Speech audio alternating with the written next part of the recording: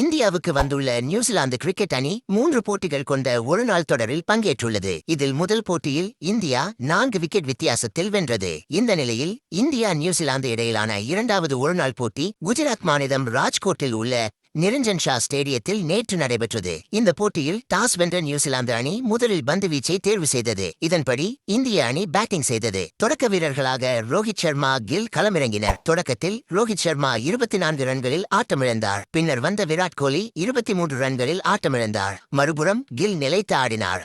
அவர் அரை சதமடித்து 56 ரன்களில் வெளியேறினார். தொடர்ந்து ஸ்ரேயாஸ் ஐயர் 8 ரன்களில் ஆட்டமிழந்தார். பின்னர் வந்த ராகுல் அதிரடியாக விளையாடினார். பொறுப்பான ஆட்டத்தை வெளிப்படுத்திய அவர் அரை சதம் கடந்தார். அரை சதம் கடந்த பிறகு பந்துகளை பவுண்டரிக்கு விரட்டிய ராகுல் சதமடித்து அசத்தினார். இறுதியில் 50 ஓவர்கள் முடிவில் இந்திய அணி 7 விக்கெட் இழப்பிற்கு 284 ரன்கள் எடுத்தது. ராகுல் 112 ரன்கள் எடுத்தார். நியூசிலாந்து அணியில் கிறிஸ்டன் கிளார்க் 3 விக்கெட்டுகள் வீழ்த்தினார்.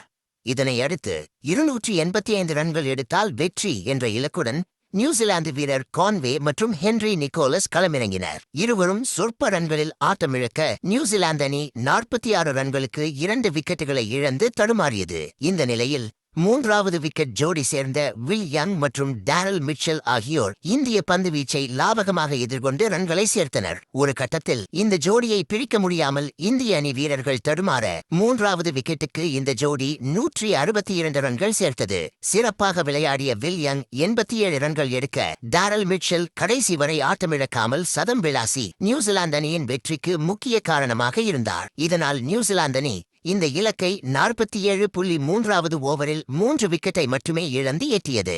இதன் மூலம் இரு அணிகளும் தலா ஒரு வெற்றியை பெற்று தொடரை சமன் செய்துள்ளனர்.